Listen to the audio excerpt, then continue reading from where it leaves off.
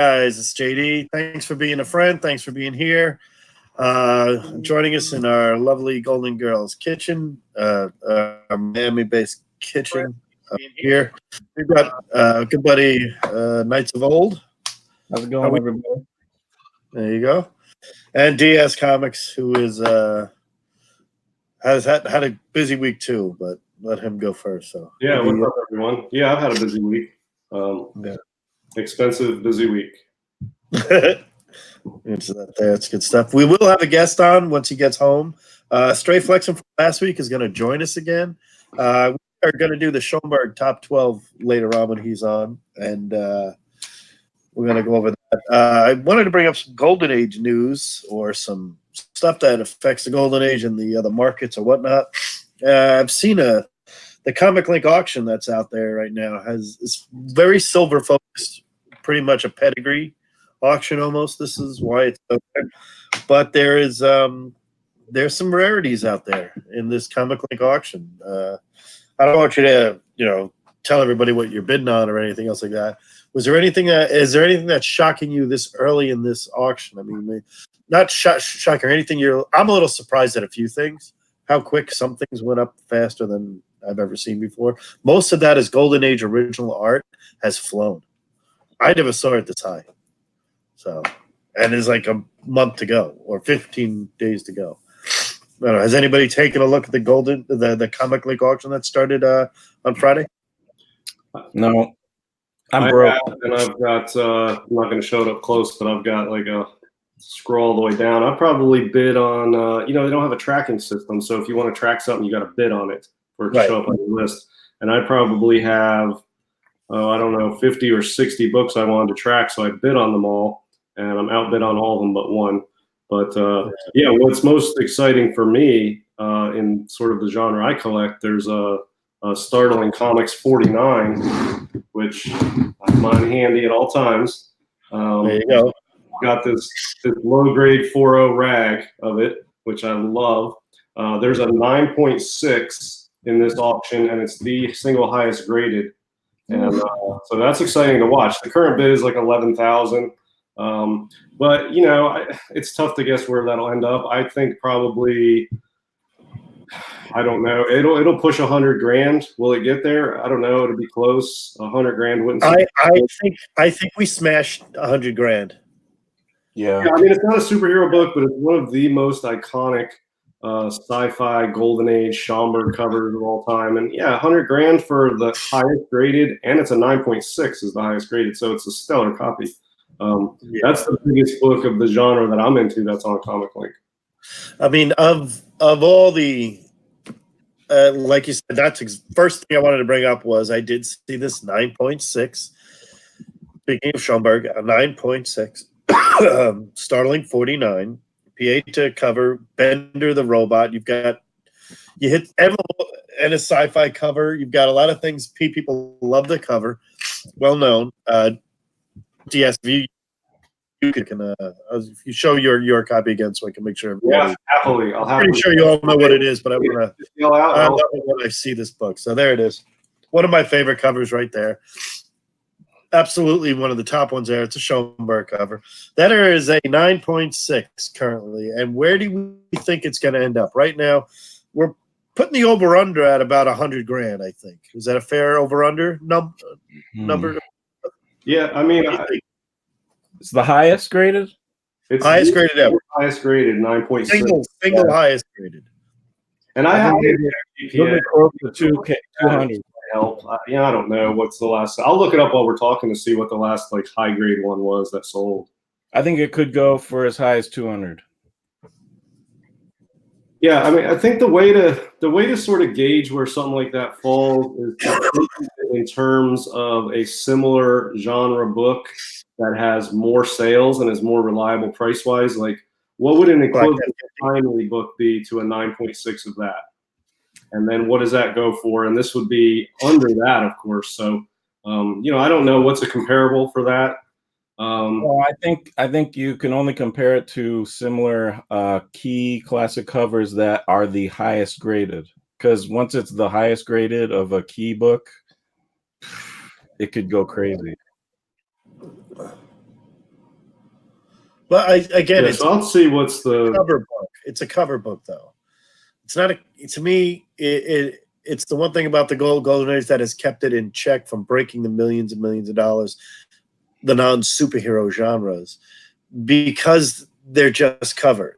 Most of them, 90% of them. Some of them might have some interior, something, but 95% of them, people are collecting these Golden Age books or these Atomic Age books, whatever you want to say, for the cover. If it's not a superhero-related book. So in that being the case, I would have to only compare it to a cover book with a lot of sales. And unfortunately, Black Hack 50 has a decent amount of sales. I wouldn't say a 9.6 in that. I don't think would hit 100 grand, but maybe easily. That's not even at the same level, though. It's a Harvard 50s, and there's a lot of them. I mean, there's a lot of those, yeah. I'm thinking a 9.6 book from the true early Golden Age of Alex Schomburg. I mean, I think it wouldn't touch a 9. It wouldn't touch the highest graded of early E. Schomburg.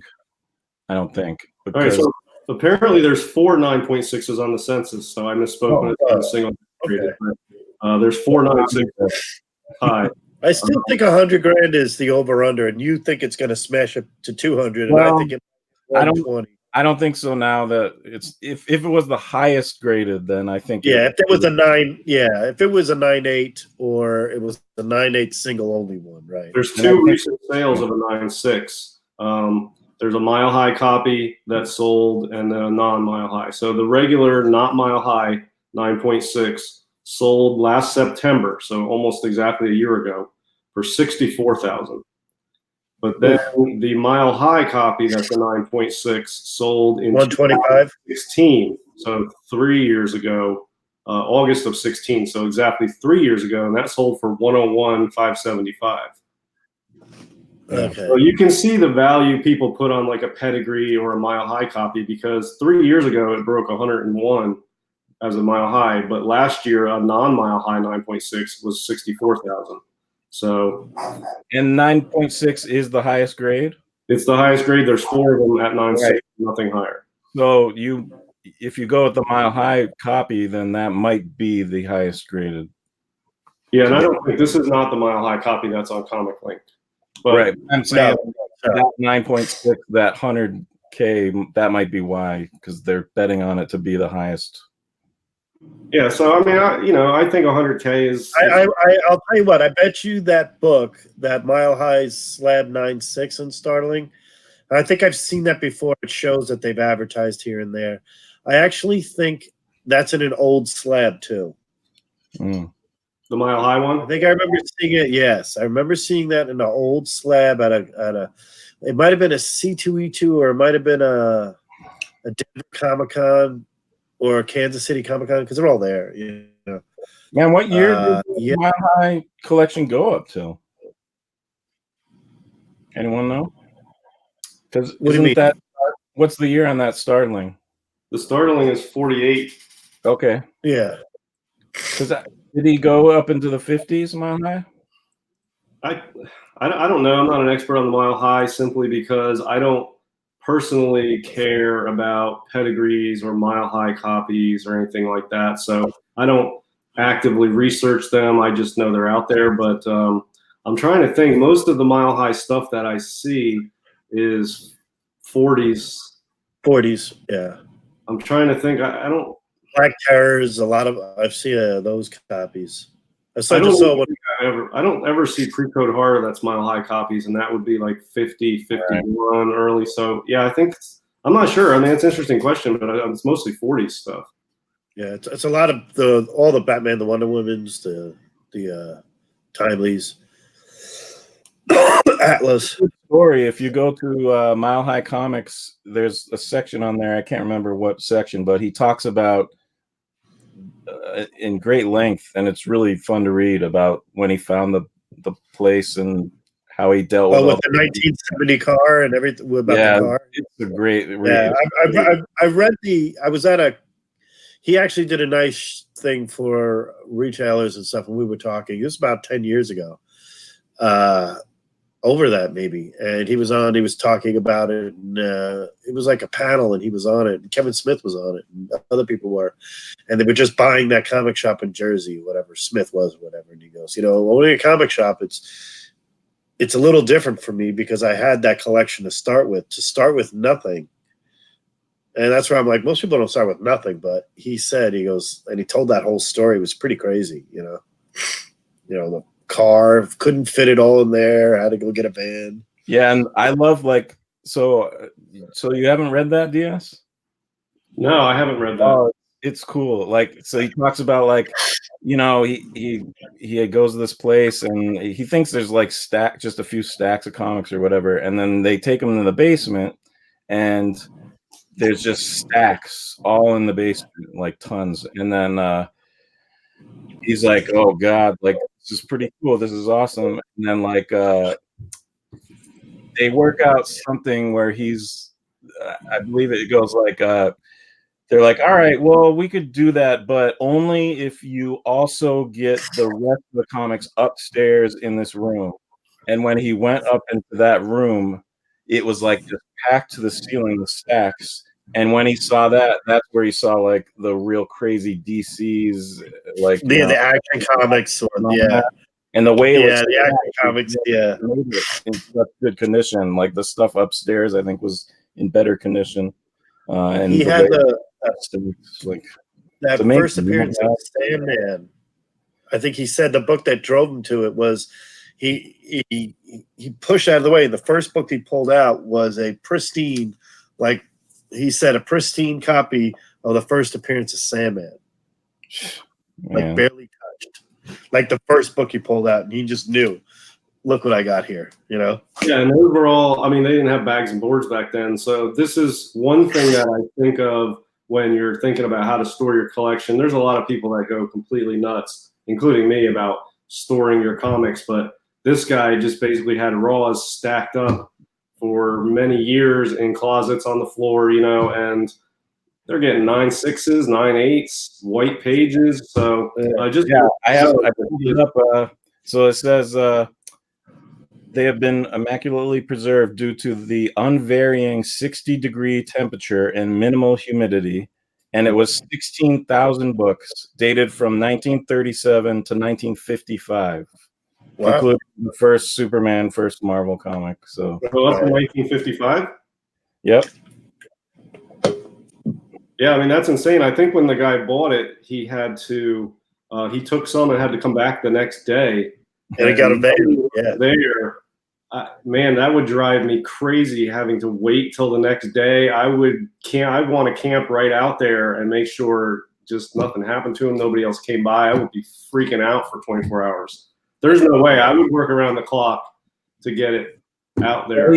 His van was full. He had to come. He wanted to pack more because this guy also collected other stuff, old movie stuff and magazines. And other people were coming. Yeah. And they were just dumping it in the dumpster, he said.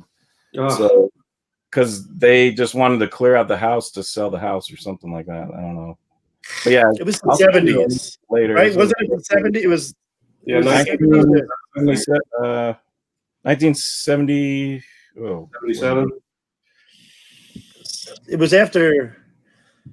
It was 77, 78. Yeah, looks like the car was a 72, right? Yeah, 77, December. 77, okay. All right, I haven't heard from Stray Flexen yet. He could be delayed a little bit. Even the Mile High 2 collection was kind of a fun read. It's I don't know if it should really be called Mile High 2 because it has nothing to do with that church. Actually, here, I have a few Mile High 2s, and I'll be dead honest with you, I don't consider it a pedigree. How about that? Mm-hmm. But the story for that was awesome too, because it was some guy. It was all these were kind of shady, they were books that never ended up in the newsstand. Nope. And they were just in this. I have a Superman. Crazy. I have a Superman from 1973 that's never seen the light. Never been opened, never touched, whatever. I got it because it was my birthday book. It's a mile high too. I don't consider that a pedigree though. I just don't. Does it say on the It's slab? it says it. Yeah, I've got Oh, it certain everything. I don't know where it is. I can get it. I'll show it next time. But yeah. So what's going on in the chat? Anyway, Everyone's gone. yeah, that's exactly what I'm gonna do right here. Yeah, I'm gonna shout out the chat here. Another email out there. Okay, let's go. We got first up here, Mastodon, Donnie. Nice good seeing you. The Immortal Biggie Shack, champion on the hunt. Great job. Chris Barrett here. Rick Marksat, how we doing? Jason Smith. Very cool. We've got here a lot of we got what we called a lot of tailgaters today. Ben Compton was here. Tailgating here. That was nice. That's how it goes. Comic Books NYC. Very cool. Got here TJ, the Slab Dragon. Watson is here. Very good. I got a little bit of call. Marvel Hunter. He's right there. Mortal Biggie Shack is back in action. There we go. DS is here. Chris Barrett. Now we're on. And more people in the chat. Chris Barrett, Rick. Perry Comics. Great having here. Mr. Gretzky. Very nice here. Chris Barrett says he is a pedigree. I believe you are. Knights of Old talking to the chat. Who dat? Very good seeing him. She said Mr. Gretzky. Talking a little bit about how much things were going for. Yeah, here's another one that's on there. It's not Golden Age, but it's near the top right now as far as the current bid on everything in there. It's got to be the Spider-Man from the. It's got to be a Federal Hill Spider-Man, right? No, actually, it's a Tomb of Dracula 10, and it is a 9.9 white pages and an old CGC case. Yeah. Ooh, so the colors on that thing. I've looked at it. It's pretty legit. I mean, it looks like a cardboard cutout. It's so sharp. But yeah, 9 for a Tomb 10, which, all right, so an old case, a 9. Hot book right now. With movie Alex, news, current bid is 26.5. It's got a reserve on it though, but I mean, I would know why you even need a reserve on that, but whatever. Boy, who had 7? Good seeing you. Damn, look at that 9.9. Everybody, if you were interested in that, I guarantee it right now. I'm throwing it out there right now. That surpasses Werewolf by Night. That on that same auction that sold for 50,000. That'll beat it. Oh yeah, definitely. Nothing's beating Tomb of Dracula right now. Tomb of Dracula is one of those books that I'm just salivating if I had one of those Tomb of Dracula 10s. I mean, I've got a lot of the other ones. I just never got a 10. Blade wasn't my thing. I never seen that movie. Is it good? Yeah, I think it's good. I mean, I went back and read Blade. I read a lot more Blade as it was older, as I got older, and the character was already developed more. Were there any vampire hunters in the Golden Age? Yeah, fuck yeah. There's Van Helsing. Oh yeah. Right here. Yeah, Van Helsing's a comic character. Crazy. Van Helsing. First appearance of Van Helsing. Awesome. Yeah, the highest price book at the auction right now is All American 16, 6.5 with a CVA sticker. So that's the first Green Lantern. And that's a tough book to find. It's 6.5. The current bid is 75,000. Oh, there we got it. Straight flex. Hey guys, how's it going? Yaniv, how are you? Good. I was just showing. Is it Yaniv or Yaniv? We were talking about vampire. Sorry. A few people were talking. Sorry. So I just wondered. We wondered if it was Yaniv or Yaniv. Yaniv. That's how you. Yeah. Oh, we're all wrong. Yaniv. Yeah, Right. that's perfect. Yaniv. I brought my Schomburg. I got my Schomburg posters out. Nice. Yeah, I got a Schomburg. I got a Schomburg somewhere. I got my Schomburg. I got a Schomburg. I mean, I only have one. I think I only have one Golden Age Schomburg. I have the last cover he did ever. The Invaders annual. Yep, the Invaders. Yeah, the King size annual one. Yeah, That's I bought that about 9 years ago. And I was like, maybe if I ever, well, no, way older than that. I was like, maybe if I ever get a Schomburg, this is my first one. And then, I started collecting elephant covers. So. And I've got a few Schomburgs, but I don't collect superhero books, so I don't collect timelies. So the Schomburg stuff that I go after is not high on your list, but any of you weren't here earlier. Let's just show it again. Two here. I got a terrific 5 and a Sterling 49. So Those are awesome awesome. set, man. So good. Schomburg covers. Those are definitely in the top 10. That's yeah, awesome. so no timelies for me, but I got those. Wasn't there a Thrilling that recently sold or that's up for sale or something? Thrilling? I felt like there was a. Yeah, I showed one. The Thrilling. What, 41, 44? the- The headlet cover? The one with the girl getting lowered onto the spikes. Yeah. Oh, I the thought terrific. I saw that there was- Terrific comic. Yeah. Terrific number. Yeah, it was terrific. This one. Put it on me for a minute here. Can you guys see that? Yeah. Yeah, where's that one at? Did I come saw to it? this on. I think I saw it on the boards, or this might be the Comic Link one. What's the grade on that? 5.0. Yeah, that's nice. Mine's a 2.5. Off white to white though. Yeah, that's a tough one to find. Yeah. Yeah, I'm not sure if that I one's like that big, better yeah. than the Startling or not, but It's gone up a lot in value. The last 0.5 sold on Comic Link for almost 2,000. It was like $1,800. It was incomplete as well, so it's gone up pretty high. yeah, that auction ended the night before I bought this at that's awesome. Baltimore Con last year. Yeah. Night before that con, I saw that go off, and then the next day I saw this one at the con and I bought it. Dude, I remember when you got it and you posted it. It's pretty sweet. I was at that show, but I didn't see you. Yeah, I don't think I don't know. That was early when I was. I don't think I had been on Instagram that long anyway. Did you buy it raw or graded? No, I bought it graded. Yeah. What dealer? I'll show my. I'll show my. New Force. I have one Oh yeah. Schomburg right there. It's got the Zella. It's Thrilling Comics number, I think, 63. Yep. Yeah, there you go.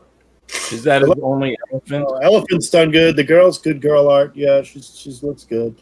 But look at that tiger. I mean, perfect. Yeah, I love the the thing with only covers. Schomburg? Did Only you guys- Schomburg? Sorry? Did you guys know why he wrote it? He spelled it out as Zila? Nope. It's Alex backwards. Yeah, there you go. That's what it is. Yeah. It's simple, but like I remember the first time I found out about it, I was like, shit. Yeah, he did it with the mirror. Yeah. Some of these are the mirror images. I think one was like a mirror image that they actually published was a mirror image, and he just started doing that. Yeah, it's pretty cool. It kind of works. It has that because it starts off with an X, has that sci-fi kind of theme to it that he uses for most of the covers. Well, you know about Namor, right? What about Namor?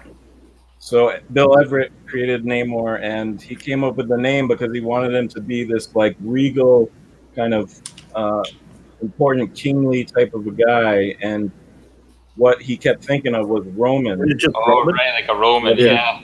Roman backwards. Yeah, that's awesome. Namor. Yeah, Namor works perfect. Yeah. And then Submariner, like it's like the perfect perfect short film. I'll say this right now. I think the most silver to bronze age is that Submariner run in the 20s. Is all the way up to the mid 30s. Go from 21 on up. Just read those things. It's my new favorite thing on Marvel Unlimited. So a little shout out to it's not Golden Age, but I did go back and read some of the World War II stories. They don't compare to like the later writing, Roy Thomas for crying out loud. So I'm not going to argue that. You should check out the Everett ones. Have you seen those? I was going The to. Everett in that series. Let me just show you real quick. These Everett. Sorry, I'll be doing right that. Before he died, he was really getting his life back together. He was really bad into alcohol, but Yeah, he was. really he was in AA. He was really getting back together. He was starting to get his old drawing back. I mean, look at that water is awesome, and he died shortly after. But it's like in the early to mid 50s. Everett came back, and he was really hitting Submariner really, really nicely there. Really good. Yeah. And that was it. I think it's an underrated character that kind of. I mean, we're around the same age, so he was kind of bigger because we had the Fantastic Four, we had like just Namor cartoons, but that wasn't it. It was more Namor was more active in our other comics, I should say. If you were collecting Thor, or you were reading Thor, you were reading Avengers or Defenders, there you go. I like the Defenders, and Namor was big.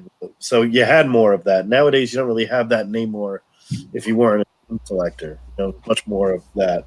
But I did get some stuff this week. All right. Have you read this, though?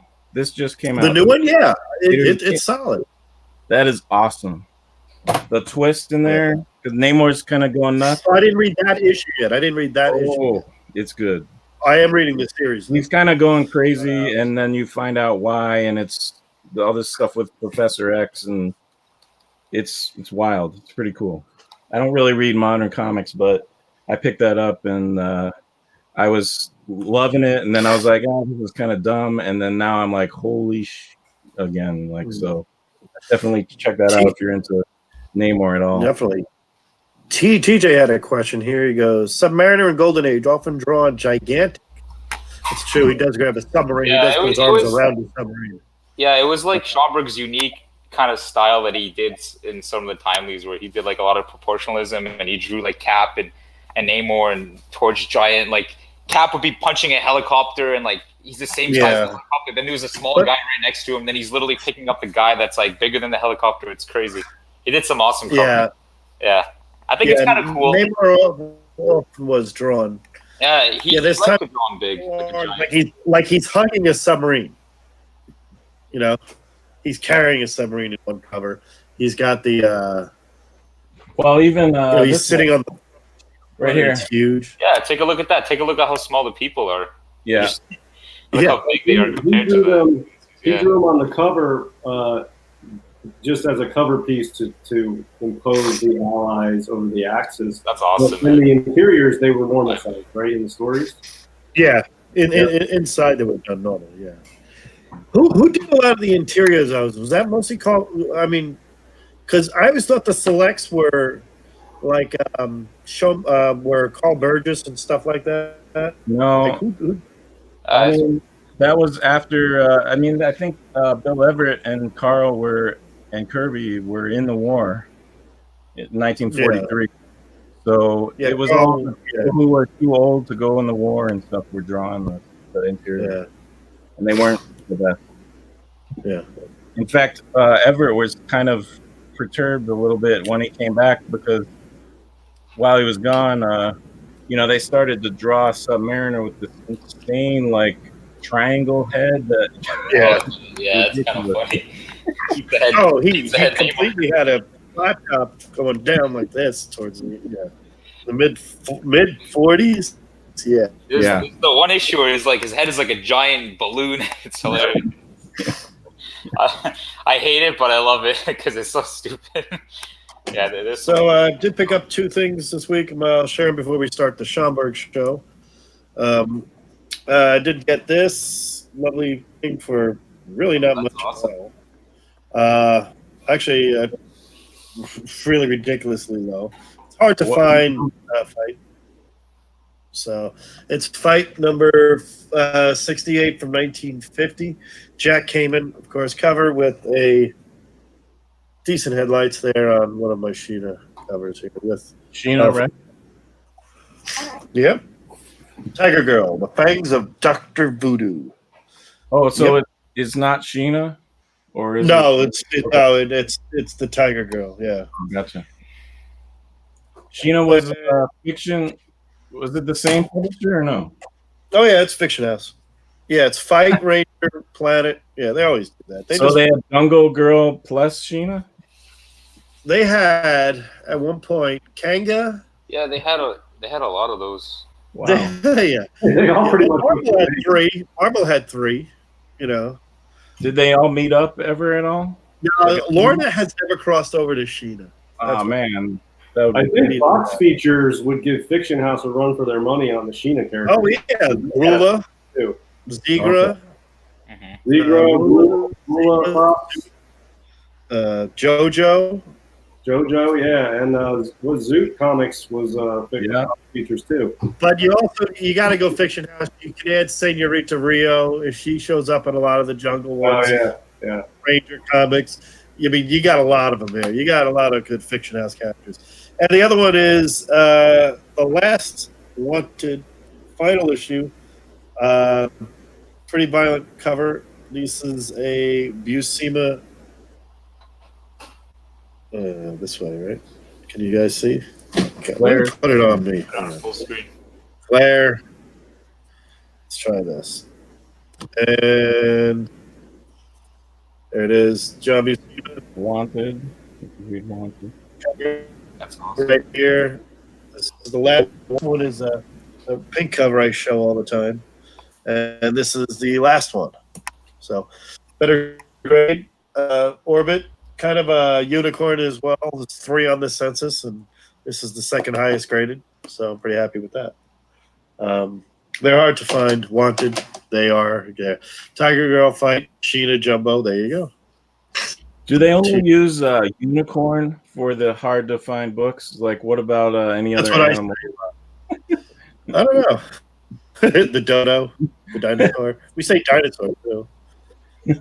I mean, I've stopped considering. I've stopped calling books ghosts or unicorns because the deeper I delve into Golden Age, or maybe the more time I spend in Golden Age, it becomes clear after a short amount of time that even the rarest of books are not really impossible to find. There's very, very few that are actually unicorns or ghosts. I mean, even the toughest to find books are not that hard to find. They're just pricey, and they come maybe once a year. But especially the classics that everyone wants that aren't for sale, it just people don't want to sell them, right? They're holding on to them. They are out there.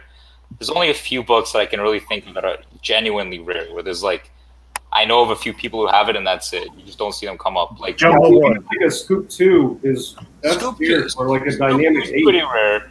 Dynamic 8, but there's one that's even rarer than that. I don't know if you guys know about this one, but look it up. It's called the Challenger. It's no publication. Like there's no issue. It's just, well, actually, it's the first issue. They did a 4-series run, but they didn't title it number 1. It was just the Challenger. So it's just an NN. Yeah, like basically no number? NN. Exactly. Yeah. And it's got a crazy cover where like a group of kids called the Challenger Club. They're throwing a truth bomb like at this anti-fascist Nazi guy, and it's just crazy. There's one that's graded by CGC. I know the guy who owns it. Then there's one CBCS copy that I know of, and then I bought a copy, but that's it. And I looked on Heritage. There's like 2 copies on Heritage, but it's those same copies. Yeah. And like that's about it. That's all you can find out about that book. So and the Challenger Jumbo 1 is one that I would say would be the hardest to find. I think the Challenger title was like a Christian anti-communist sort of based theme to it on all of them. Yeah, because it was published by like a religious publishing house. Yeah. A religious publisher. It was like Interfaith Publication, and on the back it's pretty crazy. They got this guy writing about for the Jews, and they're calling him the N-word, and they're beating him up. But the back cover is as crazy as the front. Yeah, it's pretty insane. Yeah, I recently came across an issue of the Challenger, and I'm trying to remember. It has a bunch of guys fighting on the front with the green little alien monsters. Yes. Yeah. I think that's 2 or 3. Yeah, it's I didn't know how rare it was, but I passed on it. But I could always go back and get it. But I didn't know. That actually, like the other issues from the run aren't too bad. Like you can buy them; they come up here and there. But man, if you ever see that first issue, like the no number issue, come up, just message. Even if you buy it, just let me know. Yeah, I mean, if I I'll know to buy that if I see that. I've seen pictures of them before, but they're pretty. Here, I'll pull up a picture on my phone. You guys are gonna like this. It's actually pretty cool. 1 second. Well, there's a few books that might be very plentiful up there in the north that I've been looking for. I feel like I have not even seen one on eBay in the past 3 years. Which one? Yeah, that's a big one, man.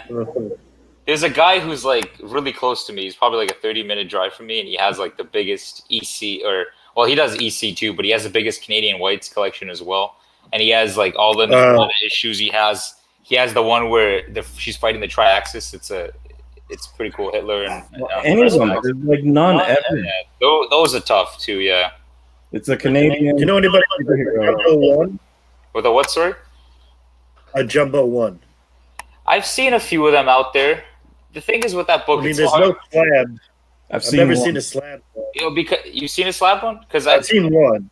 I've seen one at C2E2. I guess they could fit in the magazine slab. I didn't even know they do. I see it pop up in Comic Connect, Jumbo like One. the Jumbo One, the first was Sheena. First Sheena, first Jack Kirby work ever. It used to be a really First, I think it's first Russ. It's like first like 6 guys first books. You know. yeah, it's really cool. Yeah, it was literally a tryout book when everybody just I started think drawing. that's tough to find because it's just so old and it's buried in collections where, regardless of prices, people who are into comics are not giving that up. But I'll bet you there's quite a few copies out there, and I've seen a couple come up, on featured auctions. Challenger. Yeah, that one. That's That's the Challenger one. It's extremely hard to find. If you ever see one, just shoot me a message, please. Why is it so rare? It was just published by a religious random company. Not many survived. So here, Ben has been he's been around for a long time, and he's a pretty serious collector. So I take his word pretty highly. He's seen 5 at 30 years. Yeah, there's really not that many. Yeah, there's quite a few Christian religious Here's the back cover. As you can see there, it's pretty crazy. This African American guy is kind of working for a newspaper company, I think, and he's writing about some stories, and he gets like ransacked. It's pretty crazy, and he's talking about how he's still going to continue writing for them even though he's wounded. Yeah, it's pretty cool. Yeah, what year is that from? Put out a lot of books. They have low print runs. So he was an interior shot because there's like no scans online, so I took that picture. I thought it was kind of cool. The spine was split, so I didn't want to open the book up all the way. But yeah, it's one of those. What year? Sorry? What year is that from? Let me see here. I wrote it down. 45. 45? Oh, wow. That's what it looks like. Yeah, I've got another, one of the personal grails in my collection is it's called If the Devil Would Talk. That's a cool one. The 1950 original copy is super hard to find. And that was put out by a Catholic press also. And that one's tough to find. I think like the Christian-based publishers were smaller, obviously, and they did small runs in small areas of they didn't circulate a lot. Like that Challenger book, I talked to the person who owns the other one, and he, like every copy that he's seen has come from Washington. So he asked me if mine came from Washington. I don't know. I just bought it from an auction house, but some of them kind of just stay in one area, and they just that's all they've been. That's all they were. Well, what do you think about like something like Red Raven? That's probably got to be one of the rarest books too. Yeah, it's a tough one. In terms of like, I'd say big kind of golden age number ones, it is on the list as like one of the top tough ones. But now I've never seen one for sale. Yeah, the only one I've ever seen for sale was that book is especially rare. Yeah, the Mile High one, Mile High one, right? Yes, yeah, I've seen that. I was like, say Red Raven. Yeah. That's the only one I've ever seen for sale, and it was just in the documentary I watched. I never actually.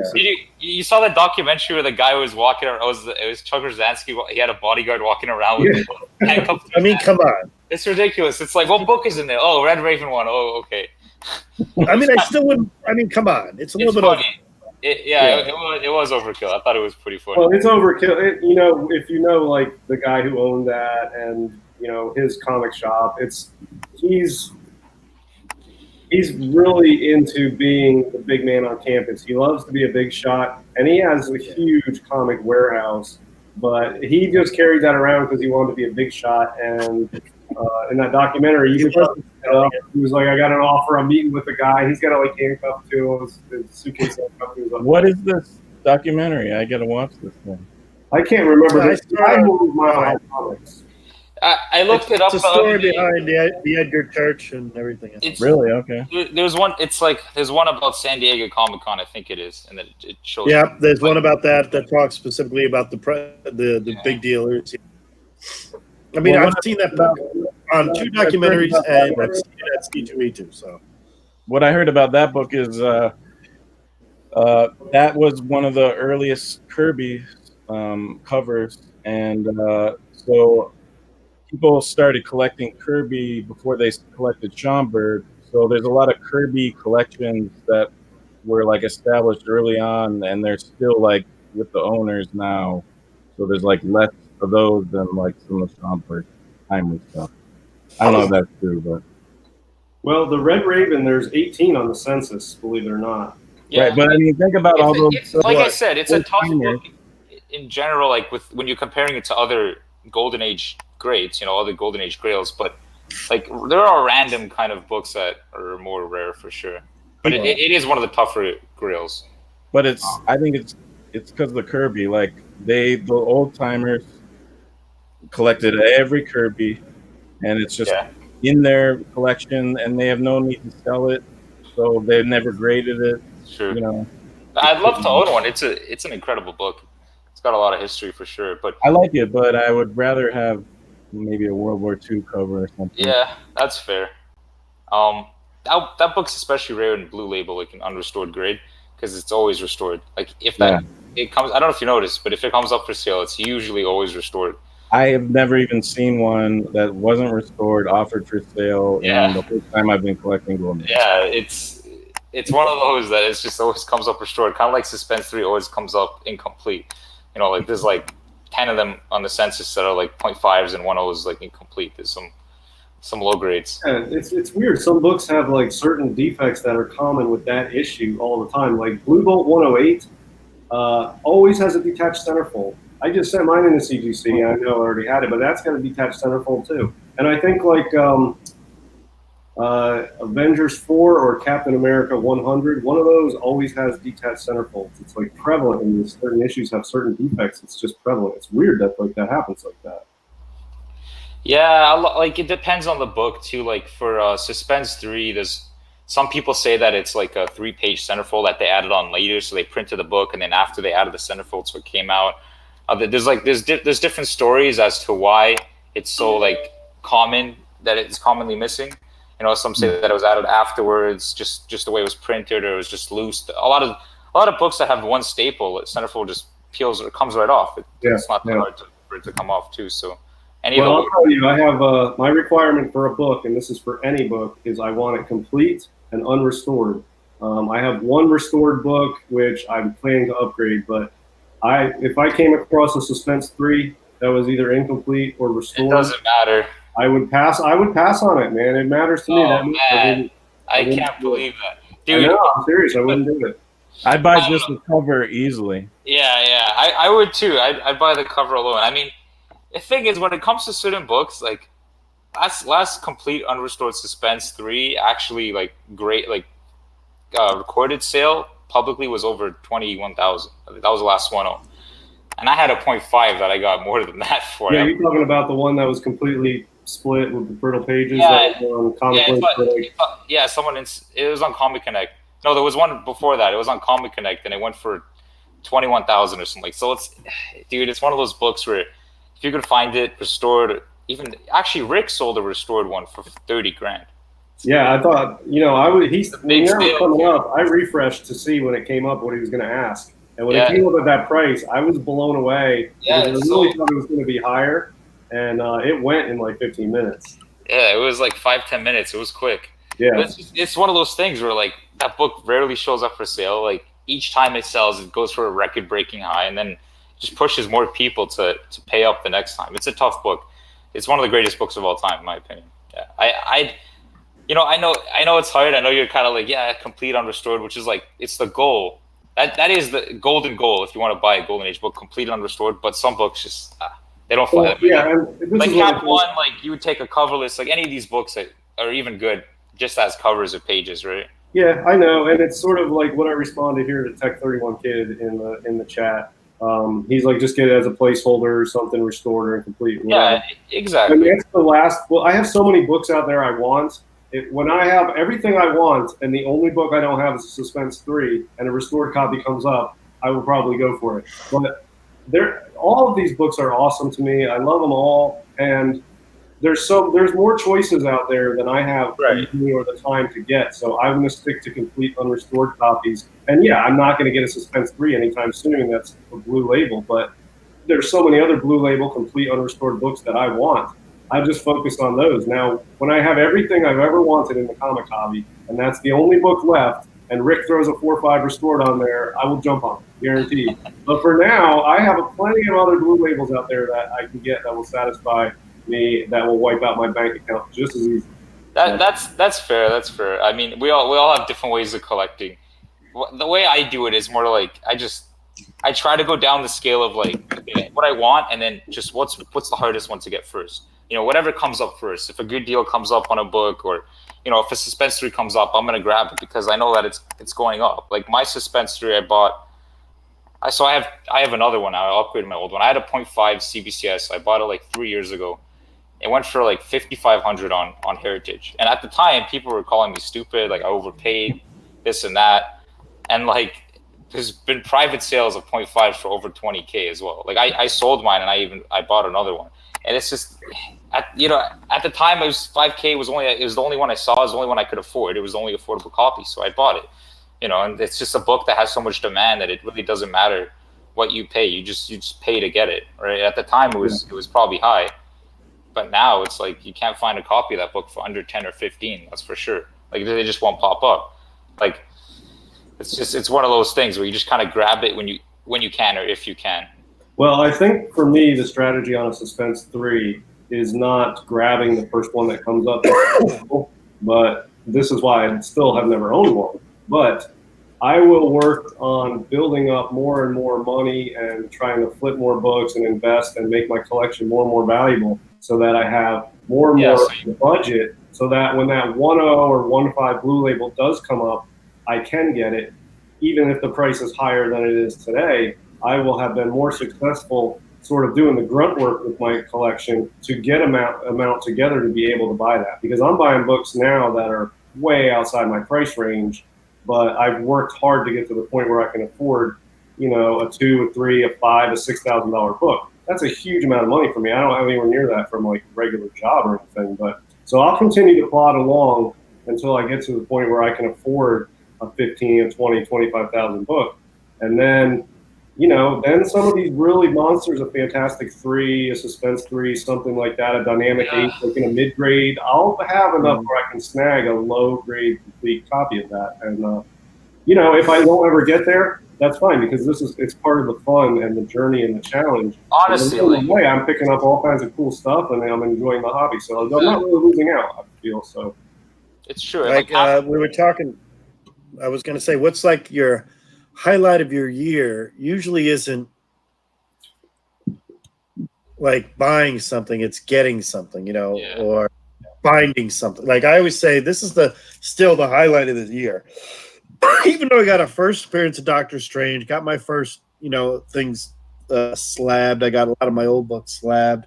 I got my House of Secrets finally and everything else. But finding this weird book for $40 at C2E2. That's freaking awesome, man.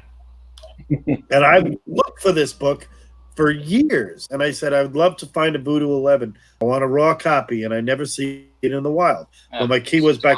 I mean, it's not that bad, that long ago, less than 6 months ago. I still never bought a raw book on eBay. You know, it's hard for me to do. I buy raw books on eBay left and right, as many as I can. There's more eBay. Yeah, I know. I do, but I buy it from the same 6, 7, 8 dealers. You know, and I usually contact them and shit when they have it out there. But I've been hosed too many times on some eBay deals. But yeah, I guess I'll buy it. Yeah. I don't mind buying a cover because to me it's like Tech 27, right? I'm not gonna ever get that. I mean, I don't foresee me ever being able to afford that. Yeah, it's ridiculous.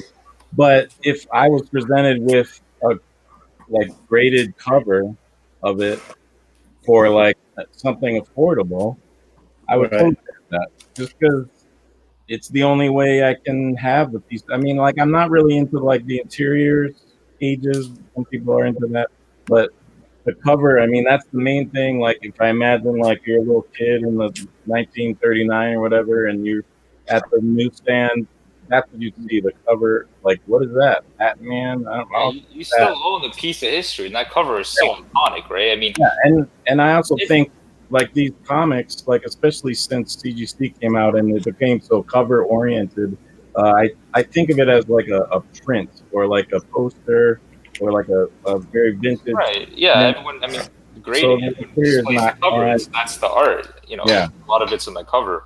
Yeah. Yeah. To the point where like DS made about getting the book. I mean, that's kind of like half the fun. To me, it's actually more than half the fun. Like it's wanting to get the book and then finally getting that book. It's that. Yeah, It's I like the hunting search, down. the hunt. So yeah, the hunt is what's really exciting because it's like you never know what's going to happen. You never know what's going to come up, and you keep trying to get it. When you finally get it, it's such an amazing feeling when you finally snag that book that you really want, that you thought you'd never own a few years ago, right? So Right. that's more than half the fun in my opinion. And then obviously it's really nice when you have it and you get to enjoy it, but then once Yeah, you but I find it right? a lot of times I find after I get the book, it was so fun trying to find it, hustling it, getting it, and then finally receiving it, and you have it and show it to people that will appreciate it. And then for a lot of books, that's it for me. And now I'm like, all right. And then in a couple months down the road, I'm trying to move on and sell it if I can make a little profit and go after something. You'll know when you get a good one because that won't happen. Well, I mean, there are some. I would say of all the books that are currently in the room with me now, only about 20%, 15 to 20% of them are books that are not for sale. I'm not getting rid of. Somebody offered me $1 million, yes, but realistically, no. But the other stuff that I love, that I like, books I absolutely love, I would still sell because, I mean, there's very few books that I treasure so much that they're just off limits and they're staying with me. But, everything, like the highlight of my year, like JD was saying, is not based on value, but I picked up 3 copies of Crack Comics 51 this year. Insanely hard book to find. There's only 3 or 4 on the census. I've got 3 copies of that book, and it's really hard to find. And I'm thrilled that I got 3 copies, and I'm going to sell 2 of them and keep the best one. And that book, it's not super valuable, but I'm going to keep it because it's hard to find. I love it so much, and that's going to be in the 15%. So for me, it's not really based on value per se. I mean, I sold my biggest book, which was my Black Cat 50. That was kind of a valuable book. It's hard to keep your biggest book, in all honesty. I mean, when you don't have unlimited funds, when you're not, you're not spending FU money, when you have a book that's like up there, like 5, 10, 15, whatever it's worth, it's a lot of money in that book. So if you need money, sometimes it's hard. You got to sell the book to get all the money out. Versus if you have a few smaller books, you might be able to sell 1 or 2, get some quick cash. Yeah. So it's not always easy keeping the biggest book, right? But I'd say though that it's worth it if you can. If you can, of course, if you can, hold on to your big ones. That's for sure. I mean, if you have your favorites, I mean, buy everything. If I was Bill Gates, rich, I would go on Comic Link and I would just outbid everybody on everything I wanted. I wouldn't care what it cost. I would just buy everything I wanted and I would never sell anything. But that's not realistic because Bill Gates rich, so you've got to turn over your books. But and the plus side to buying books and selling them all the time is you have a lot of books pass through your collection and pass through your hands. You get to enjoy a lot more books than people who have what I call black collections, where stuff goes in and never leaves. And, that's cool, but I can't have enough money to never let things leave. If I want to enjoy a wide array of Golden Age books, I need to move a lot through my hands. I need to sell some to get new ones. And that's the only way for me to enjoy a wide variety of Golden Age is to continue to turn the books over. Well, I hope you don't get there too soon, because when you get to the point where you have so few that you just can't, it's rough. I think I've only have like less than 40 now, and but the books you have are incredible, right? I just don't want. Yeah, but I'm used to like, ooh, there's something good. What can I get rid of? And I'm like, nope. I try to keep 100 books is my target max for my collection. I try to keep 100 books or less in my collection now at all times. So I have 100 slabs here. I will sell a bunch off. I'm trying to keep a small collection and turn over the stuff at the bottom and keep the stuff at the top. Yeah. And have 100 books that I absolutely love, that are rare, that are awesome. And it's not really based on value, but it turns out, coincidentally, that the stuff I think is awesome, a lot of other people do too, and so they are expensive. So that's just how it is. I'm not the only one that likes, Terrific 5 and Starling 49. Yeah, that is true. Sometimes it's not fun Starling when Flight you out. have. Did you want to Right. go over the Schomburg top Yeah. 12? Sure. So, Yeah. all right, we'll do it same last week. I showed my favorite Schomburg. It's Thrilling 63. I'll have to show it again, but go ahead. So, how do you want to do it? You have your board, Knights of Old? Vanna White in it? Yep. Vanna White. Vanna White. We have And Betty White and Vanna Whiting. We don't have that often. That's a nice one. So let's see. I'll do Overstreet. I'm going to put you on the main screen, and then we can all still hear all of our. Actually, you know what I'll try Should I do like 3 at once, and then we can chat about it? I guess. Yeah, that makes more sense. Yeah, Okay. that makes sense. That way it doesn't take 9 years. So Yeah. all right. So Overstreet, what we got is number 12. So let me remind everybody. This was looked at GPA. I kind of came up with a list of what I thought was, and there might be something I missed, but I was looking at most valuable Schomburg cover book of the Golden Age, and I compared Overstreet high value versus the GPA sales, known sales, to see just how different the list is. And we did the Cole one last week if you missed it. So Overstreet, number 12, coming in Ooh. Marvel 8, which I think this is on its way out, personally. Because I think on Overstreet, they have a lot of books that are in the top 100 Golden Age that are part of runs. And I think that way of thinking is just kind of slowly fading away. Like, it needs to be important. It can't be up in that highest tier if it's just part of a run. Like, it needs to hold its own without the run to be that good. And this 43, or no, this was,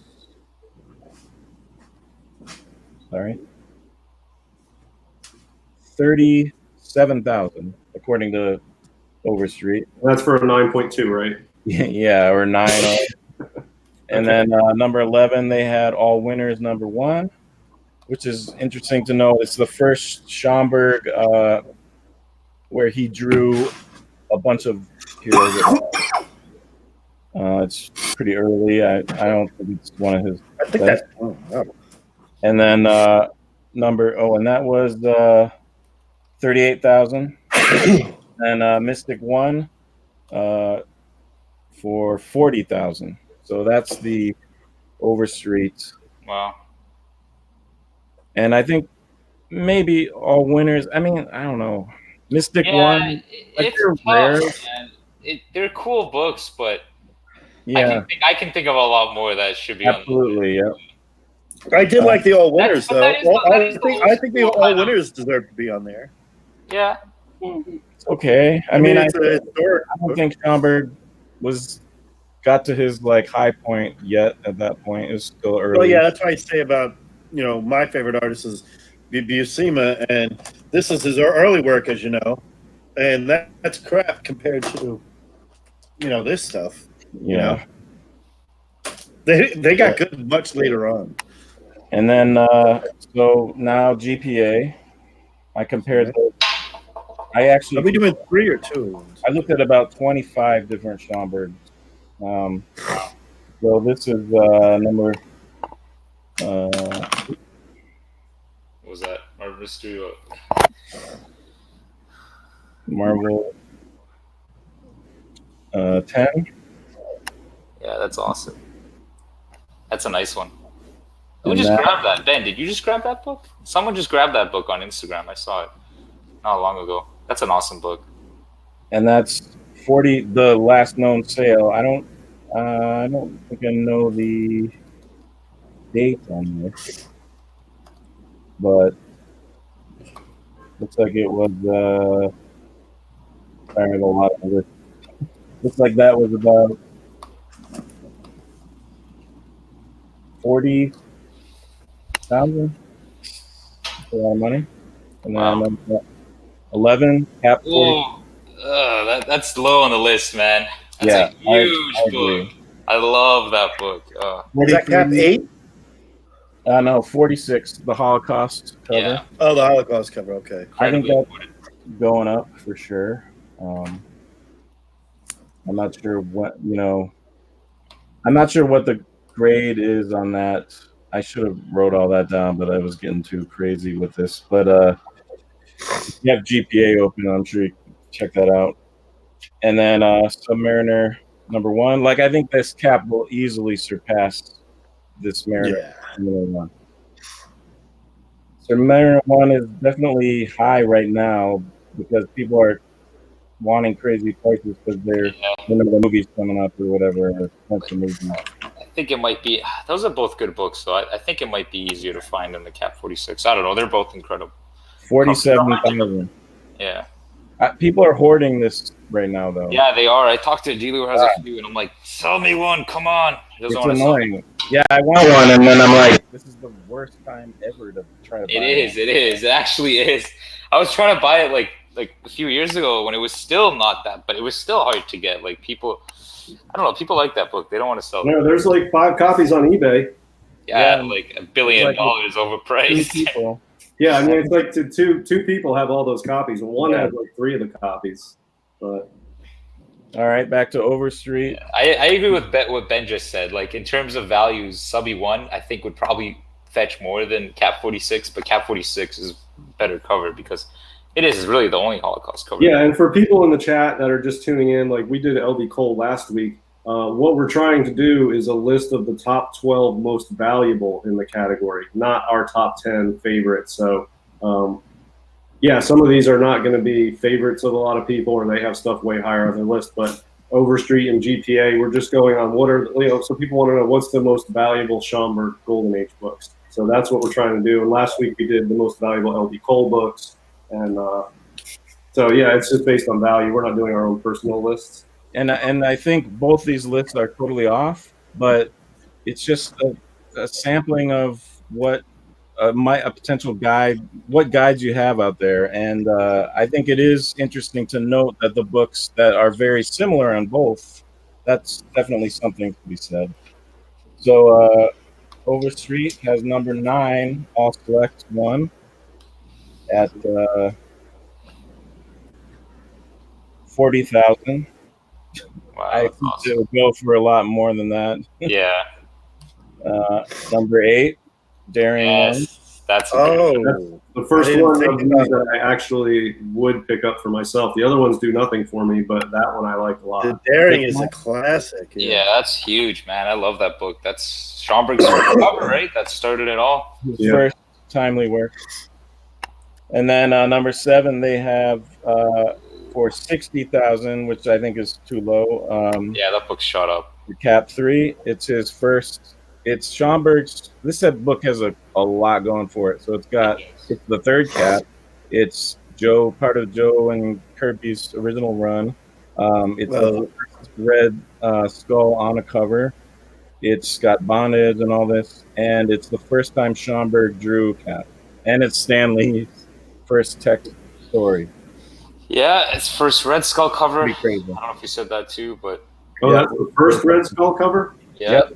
sure is. And then GPA #9. Suspense. Wow, that's That's good. low. That's Yeah, what okay. the heck? GPA, I would say 99% of That's- the sales of that book are non-GPA sales. Well, because this is why it's not #1 It because doesn't trade hands that no, often. the Mile High Look at copy Joe's, it's hot. was a CBCS copy, so it was at 9.2 that sold for 262,000. Otherwise, that beats every single other book on this list. I can't think of any other Schomburg cover that went over 200 grand by far. Yeah, that is #1. It's just that GPA doesn't record Over CBCS. 200 grand? I can't think of one. No, there's nothing else that's even a high grade also like the one or any of those big books wouldn't fetch 200 grand. Well, no, even the Maybe. Startling 49 in comic You might be surprised. You got a lot to was go. it 9.8? The 9.8 starting 49 Mile High, so it's like Well, the Mile High's a 9.6. oh, is it a 9? So sorry, Yeah. my bad. It was a 9.6, but it went for $1 million. so it didn't even reach. Or sorry, I'm completely. It went for $100,000. Yeah. So it didn't even reach half of that. Yeah, it didn't reach half of it, but I still think 260 is kind of low for that book. But we'll see. I don't know. Maybe it's because it was a CBCS copy. But And on GPA, according to GPA, this is the highest recorded is only at 47,000. Yeah, because those other two weren't GPA reported sales. yeah, All Winners One beat it out in GPA. there was another one too. There was one for 150,000. I think it was. I think like 175. It was but that was a CBCS well. 9.0, I think. Yeah, that was a Magic Woo copy. That had nice colors actually. And then Marvel Mystery 4. this is Schomburg's first Namor cover. Yeah, I was going to say that's the one I've seen before. This is another book that has a lot going for it. You got first Namor on cover. You got first Schomburg on cover. You got the first swastika in a timely. Yes. Yep, that's 2 years before Pearl Harbor or something like that. And then it's also the second swastika in all of comic covers. So that's a pretty cool book. Let's see. Then we'll go back to Overstreet. There it is. Oh, nice. Pretty close. Same one. I mean, that to me confirms like, hey, these are definitely worth something good. So that they're saying 68,000 for a 9.2. Wow. And the GPA was, let's see, that was for 50,000, and I doubt it was that high. I should have wrote the grades on. And then they got Human Torch. I think this one will fall. It's not really anything spectacular. It's another one of those things like the runs used to be more important, and number ones used to be more important. Where they're not. I don't know. See, it's not after anymore. Yeah. Yeah. It's got Kuro's first I don't see. There's no way. It's number one, but it's not like. Yeah, if you're comparing it to Schomburg's like incredible covers, he's done a lot. I mean, if you want to talk about a good cover, the highest would ever be more than that Cap 3. Yeah. There's no way in hell. Yeah, that doesn't make any sense at all. You're right. And then this is first Schomburg Human Torch. Great book. Notoriously noted as scarce or rare for years and years and years. I don't know if that really holds as much anymore. It is hard to get and it's pricey, but you definitely see them. Yeah, you see it come up a lot. Yeah. Which one? Marvel Mystery? Was it 5 or 7? Again, this Cap. Which Marvel Mystery is that, Mike? 5? Number 5. Yeah. Number 5. Okay, that's that one. Okay. There's a few early ones I don't see. I'm not unicorns. I guess it's a bad thing. I don't see them that often in the early Marvel Mysteries. They're like the outside. I do see. I'll see a 1 more than I'll see like a 3, a 7, a 5. I mean, highly rated, it will be a lot. I mean, and they. I'm not sure if. I would guess that Overstreet is still low. I mean, and this is a big chunk. It's 88,000 is what they're saying. So. I think it would go for a lot higher. And 68,000. It would go for a lot higher, but if you could imagine the highest graded, like if you could have the highest graded ever, this Cap, I think, still would beat anything easily so far. Well, yeah, on this one, maybe not. I don't think it would beat the Suspense, but it would be. Then back to GPA, all select. I think they had a pretty high one recorded. That one, that was 63,000. Yeah, well, the All Select one has a lot of GPA sales because it has a lot more overall sales. And Daring Mystery, 67,000.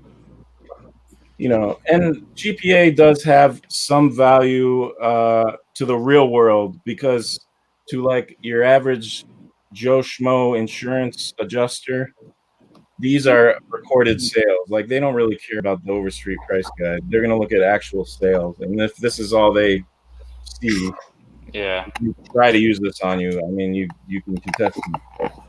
Number 4, Oh, there Cap it is. That makes sense. 3, That makes sense. 80,000. I don't think it was that high, really. I mean, I'd have to. And then What number cap is that? That's cap 3, right? number 3. Yep. Yeah. That's the. Yeah, I've seen it go higher. Probably the biggest one. There was one that went really high on how much is the highest sale? 80,000? Yep. Was that GPA or is? Yes. I wonder if that was Comic Links then. And that was not. I don't think that was a 9.2. And Overstreet, the 9.2 is 60. All right. So here we go. Top 3, according to Overstreet. Submariner number 1 at 90,000. Overstreet, it's kind of like it gives you a glimpse of how the comic collecting was back then. I mean, that's like all those ones higher up on the list. Number one, classics. Yeah, number ones, and just the classics that were always there and people always wanted, but now it's changed with everything. Yeah, like I would take this over that any day. It's the earlier one. Yeah. Far, you know. Number 1, who cares? But it's like 30th appearance, you know. Yeah. And ideally, it would be nice to own both, but yeah, absolutely. In an ideal, perfect world. But if you had to choose, yeah.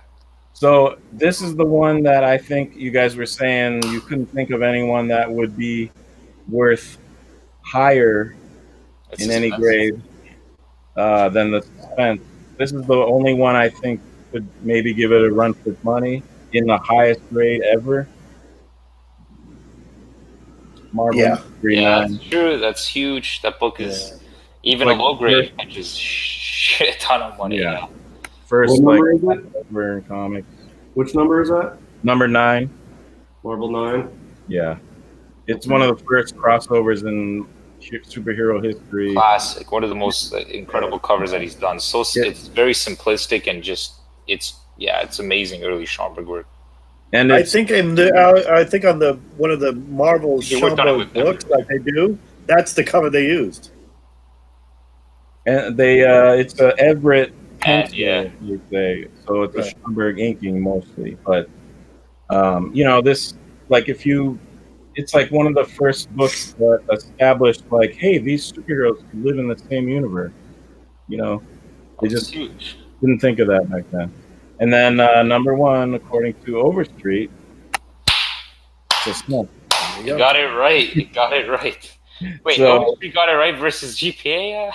According to them, 122,000, 112,000, and 90,000. And then here we go. The GPA. Actual sales. GPA top 3. Human Torch 1. Wow. Again, ridiculous. 92, but someone did pay 92,000. For a number, what they think it's not a first. I gotta look at. I don't know what grade. It's got to be like a 9 something. It's got maybe Mile High. Who knows? It's a lot of money. And it does seem like there was a period, I think, in the early teens, 2012, 2010 or something like that, where I think some rich person was just really going after like the highest graded timelies because there were a lot of huge sales then that still retain like they're just super high. So I don't know. There's a lot of bidding wars. Maybe it was Verzal. You know, it happens. You know, you're not wrong. Like you could see sales of 10 years ago that might not actually happen today, just because of how strong bidders and buyers were. That's something. And then this would surprise me. It was not on that old list on Overstreet. Your boy, right there. Yeah, that's it. That deserves to be up there. 101,000. That's the Mile High. That was a nice. The Mile High that sold in 2016. Yeah. And then, but funny enough, the Mile High went for 100, and then there was a 9.6 non-Mile High that went Marvel for like 50. 9. Yeah. Marvel 9. Marvel 9, number 1, according to just sales, and that's 107,000. And this sale I did right for some reason. It was in 10 years ago. And you know what? Wow. I don't know the grade, but yeah, that's amazing. Yeah, but I mean that is still a huge book today, of course. But that's those early timelies, the numbers are really low. The census numbers. Yeah. The a tough book. 1940, 1939 is a tough. There's just not that many, it seems. So Yeah, so there's, I'm not a timely guy, and there's only two on those lists that I actually like, and it's the Startling and the Suspense 3. And so I love Schomburg, but I'm not into the timelies, and it's just weird. I don't know why. I mean, if I bought any of those, my goal would be simply to flip them for profit, and I would flip them so fast I wouldn't. Buddy, when you flip them, just sell them to me. I'll buy them. Yeah, I mean, if I find any of those, the first thing I would do will be, get them, in nice shape. If they need to be graded or whatever, I would market them, put them out there, and just try to get as much money as possible out of them, because they don't do it for me, but I appreciate the value. I mean, I like them. Don't get me wrong. I mean, I wouldn't pass any of those up. But there's other a lot of our Schomburgs that's not worth nearly the amount that these are worth, that I just like more, like the Terrific 5, the Starling 49, some of those other robot covers, and I typed Marvel Comics Legacy. I mean, my favorite Marvel mystery comics is probably number 28, and that one's least like a timely out of all of them. It's more like a Terrific 5 or something. So, but it's still cool. You could like a superhero cover. I mean, that's cool that it transcends into your market, even though I mean, there's some I like. I mean, like I said, if I was rich, I would buy a full run of Marvel mystery comics if I was a millionaire. I like them enough, but on a limited budget, here's kind of a pre-code Harvard Marvel mystery here. One of our people in our crowd, guys, the hot fans watching it, sent this to us and said, "There you go. This kind of here you got Schomburg, a Marvel mystery. You got kind of like a pre-code horror thing going on. You got bondage there. You got, a brand with a swastika on it. It's Marvel mystery number 51. Does that show up pretty good? Yeah, that's an awesome cover. Yeah, that's cool. Yep. One of our guys has one of our people in the crowd here has a 6.0. Share. Oh, nice. So, I mean, one of my favorites is Young Allies number 1. I think that cover is awesome. I love that book, but that doesn't go for nearly as much as the OMCs. But the Darings I love because they're pulpy. They're they could be free fall covers if you didn't know any better. You know what I mean? Mm-hmm. Yeah. Well, and here's one I think should be on that list. That isn't. That's a huge book, man. That's so hard to find. Hard to find. It looks just beautiful. The colors. It's one of his best, I think, of superheroes. So. And what year was that one? 42. 42. Now that was the July 4th of 42 issue. No, it was like December. It came out in like November or December of 42. Okay.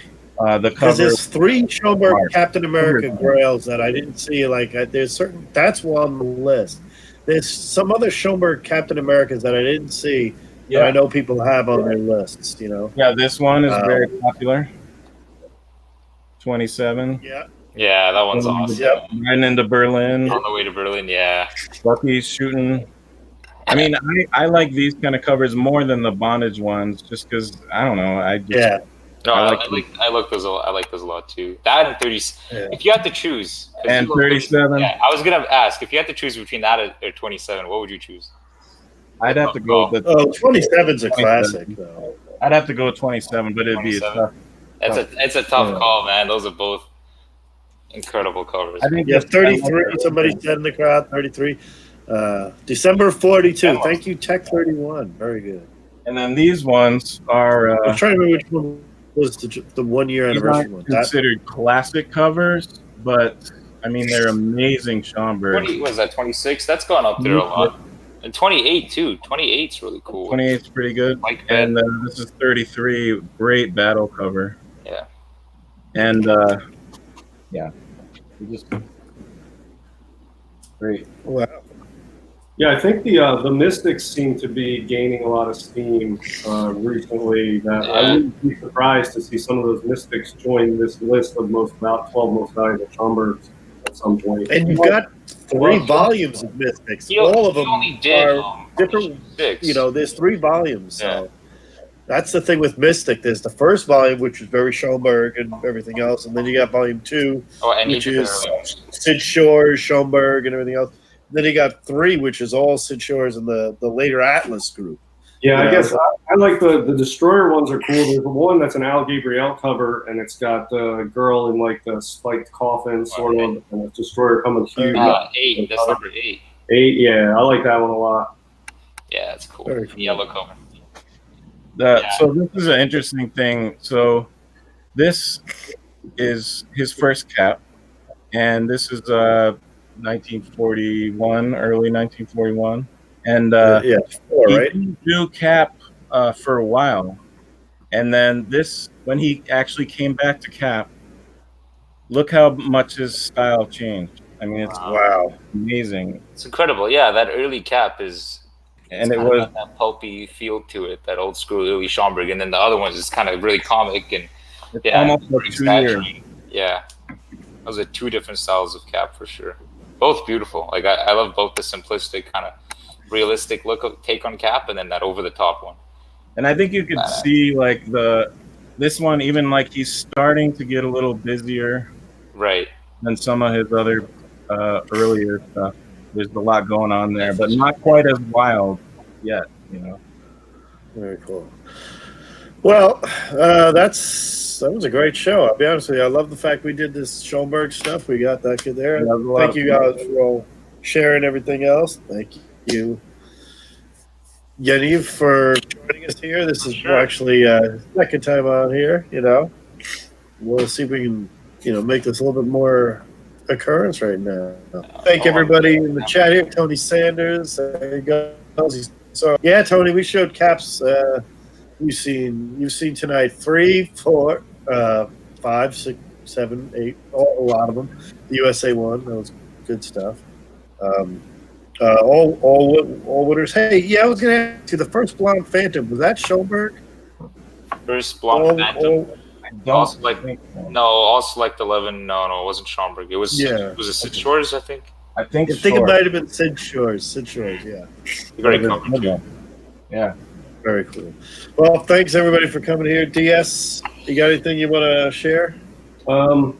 Yeah, I'm just going to throw out there that I've got a ton of books coming. I've got 6 packages from CGC, a bunch of other stuff I bought.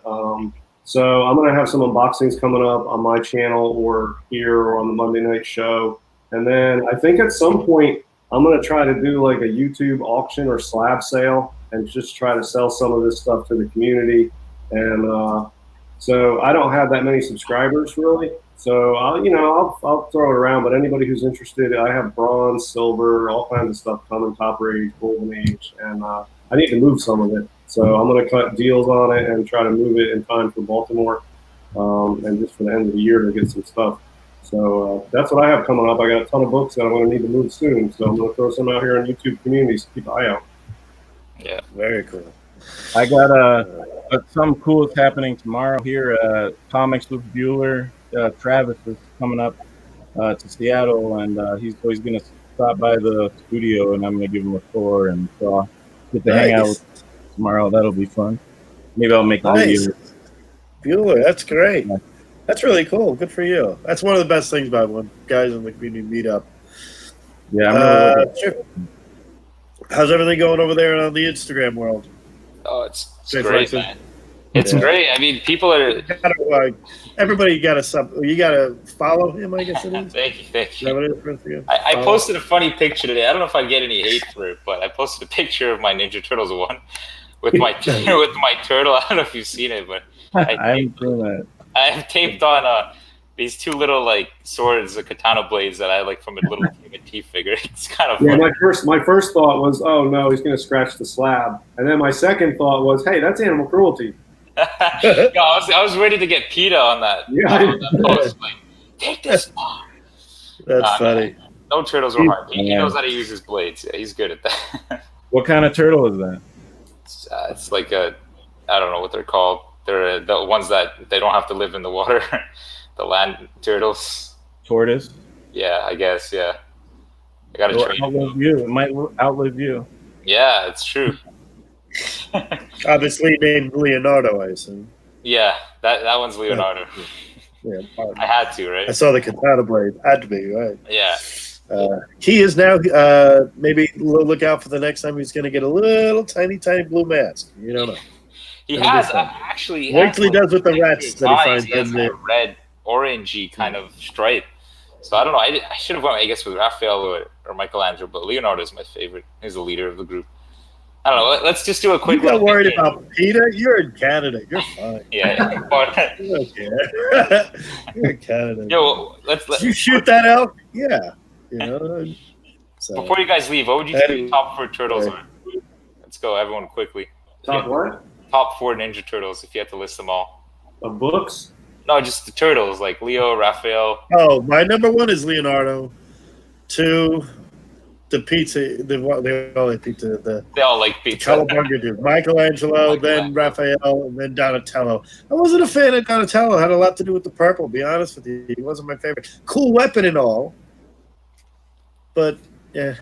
Yeah, I couldn't tell them apart or pick them out of a lineup or tell you what weapons they use. The only thing I know is I passed on a TMNT1 first print in like 1987 for a quarter. man. 25 cents. I was a kid, and there was the quarter books, and I picked a Thor book instead of that because it didn't look as good, and I like Thor. So I spent a quarter on a Thor book instead of TMNT1. So I heard a lot of stories like people didn't buy it because it was a black cover and it was dinged up. There's a lot of stories where people pass stuff on it, and it's black and white too, right? If you open it, it's black. Yeah, and there's only 5,000 copies too, so 3,000 actually. I think. I mean, I lived in New York, and I would never have gone over to that row. I always went to my 2 rows where I always got my books, and I would go there. I never went over to that, like the non-Marvel DC area. You know, I hit Valiant, but that was way before that. What year was that? That's 80s, 84, right? 84.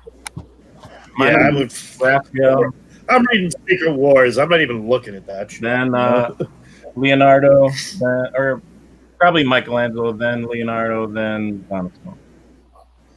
Nice. Yeah. I guess My like first was number 5. I went to a comic shop, and I was just like, "What's cool?" I guess I don't know. I was really new, and he was like, "All the kids love these new turtle books. Try that." So I bought number 5, and yeah, that was my first. I still got it. So that's awesome. I don't have number 1. I wish I did, but dude, it's gotten so expensive these too days. many timely to buy. I remember like back when I was really collecting like TMNT. I kind of hoarded number 1 first prints. I tried to buy whenever I could, and I'd get contacted from everyone because I knew I was buying first prints. Like some store, like people would just walk into a store and just give them like TMNT books. And like, there were a lot of first prints that were found in the wild, but not anymore, right? As the years go on and prices go up, more and more people know it. You know, they realize. I'm thinking about buying a nice like a VF TMNT1 just as an investment because I think that is, I mean, for Copper Age, that's Dude, it is the most Copper Age. It's the most important book from the last 100 years. Yeah. Any modern book, any like you can change my mind. Like that's you know what I mean. Try to prove me wrong. I can't think of any other book that's that important or that significance, even that expensive too of the last 35 years. It's the Yeah, so I mean, yeah, I agree with you, and that's everyone's childhood. For that. Yeah, I think it's a good investment to hold on to. Do I think Sounds a good. 9.8's $100,000? No, but there was a sale, ridiculous sale. Did you guys see that? The 9.8 for $90,000. Oh yeah, God. Yeah. It's crazy. Well, this has been Golden Guys and a little prelude to Turtle Talk. Yeah. I gotta shut the stream down, and somebody's asking to borrow the channel. So I will see you guys later. Thanks everybody for coming. Tony Sanders, I saw you in the chat, Evan. Everybody, thank you all for being a friend. JP's Spot Budget Collecting. Sounds been good. I'll talk to you guys later. Take care. Bye-bye. Bye. I'd get a second print of that turtle. Yeah.